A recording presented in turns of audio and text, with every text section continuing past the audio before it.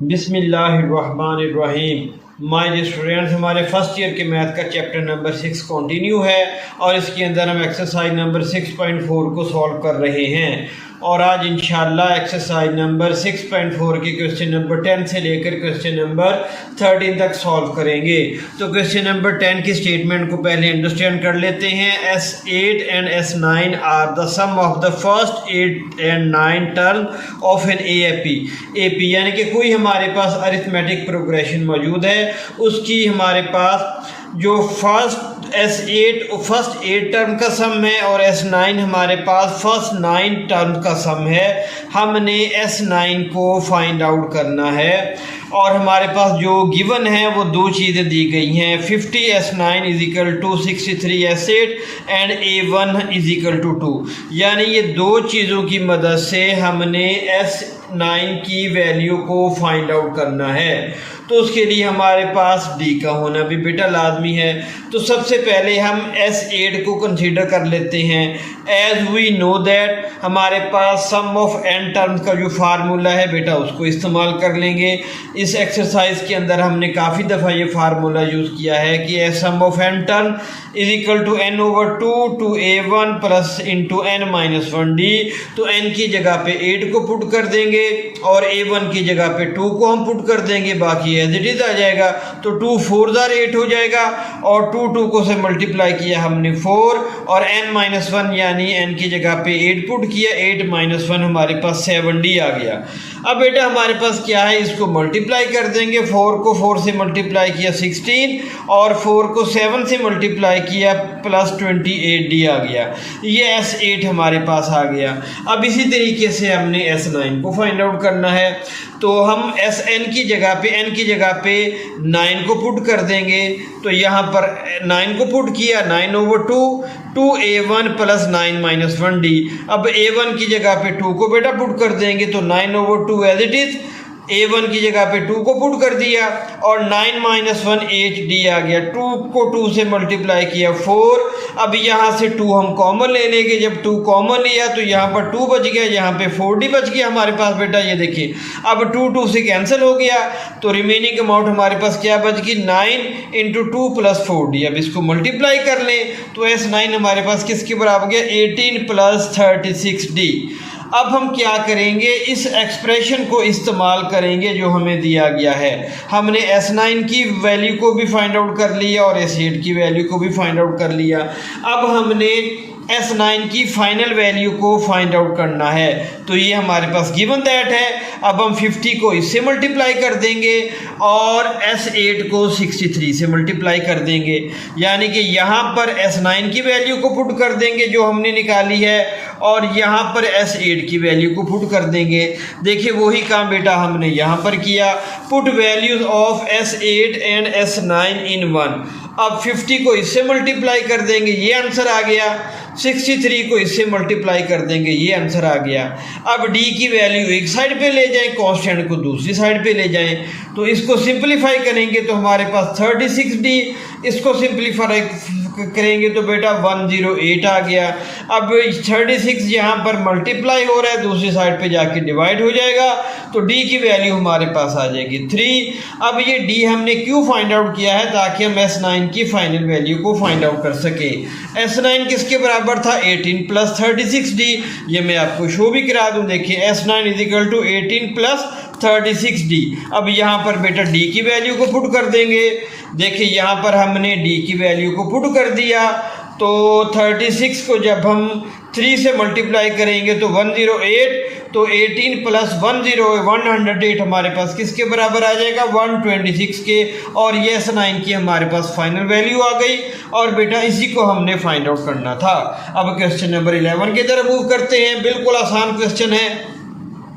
The sum of 9 term यानी Sn हमारे पास किसके बराबर है, AP का 171 and it's A term is 31 और A8 किसके बराबर है, 31 के। फाइंड द सीरीज, हमने अरिथमेटिक सीरीज को फाइंड आउट करना है।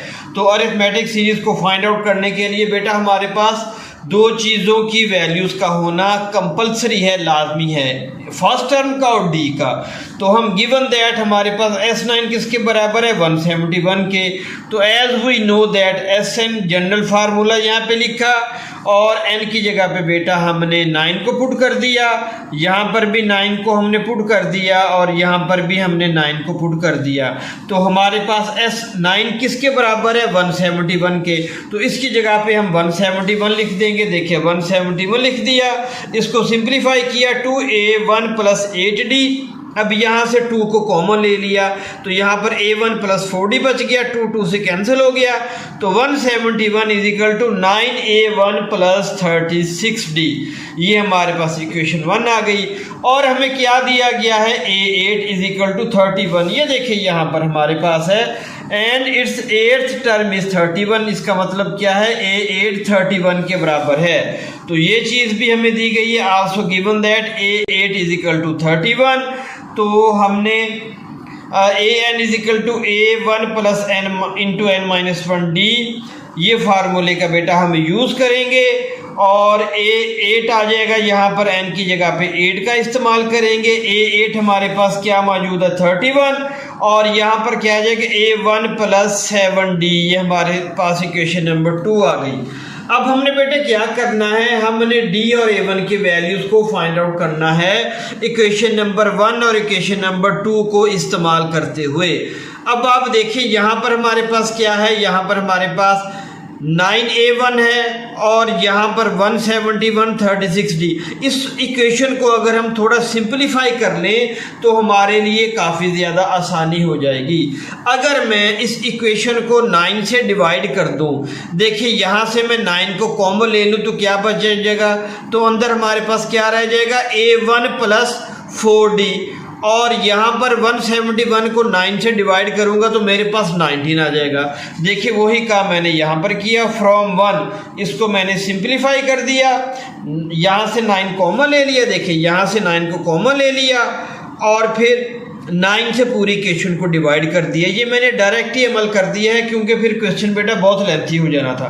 मैंने आपको इन डिटेल बहरहाल गाइड कर दिया कि पहले यहाँ से 9 को कॉमन ले लेंगे और फिर पूरी इक्वेशन को 9 से डिवाइड कर देंगे तो हमारे पास ये वाली इक्वेशन आ जाएगी 19 is equal to a1 plus 4d। अब हमने इक्वेशन 2 और 3 को इस्तेमाल करते हुए a1 और d की वैल्यूज़ को फाइंड आउट करना है। यहाँ पर a1 मौजूद, यहाँ पर a1 मौजूद। जब हम 2 - 3 कर देंगे या 3 - 2 कर लें, आप पे डिपेंड करता है कि आप 3 - 2 को इस्तेमाल करते हैं या 2 - 3 का।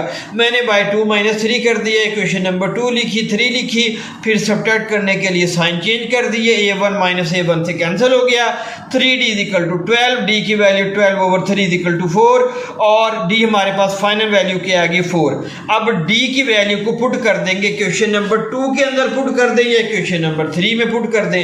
मैंने बेटा क्वेश्चन नंबर 2 के अंदर पुट कर दिया और a1 की वैल्यू हमारे पास आ गई 3। अब हमने d को भी फाइंड आउट कर लिया, a1 को भी फाइंड आउट कर लिया। अब हम बड़ी आसानी से अरिथमेटिक सीरीज बना सकते हैं।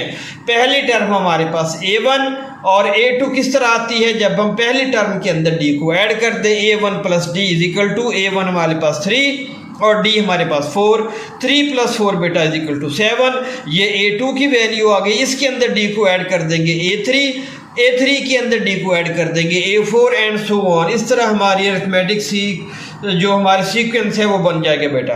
अब देखिए a2 is equal to a1 plus d, 3 + 4 7, a3 is equal to a2 plus d is equal to 7 + 4 11, a4 is equal to a3 plus d is equal to 11 + 4 15।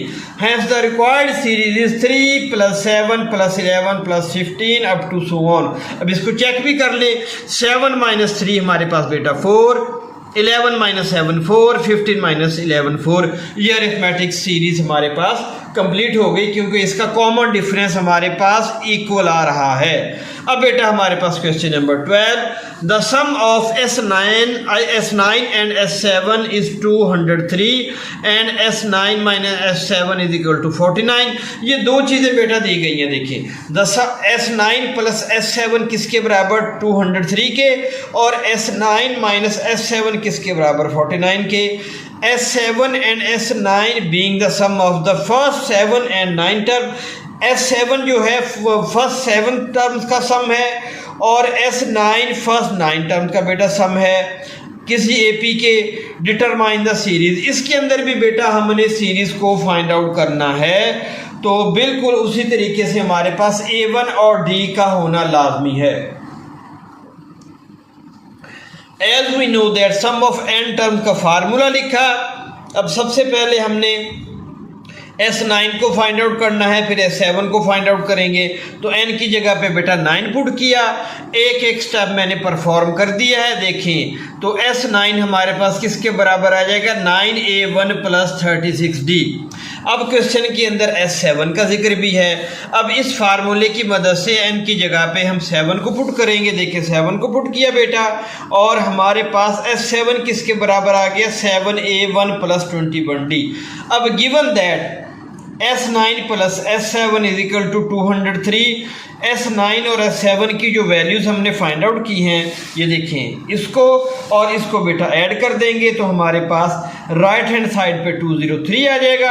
अब ये देखें 9A1 + 7A1 16A1 और 36D + 21D हमारे पास आ गया 57D = 203। Question number 1 आ गई।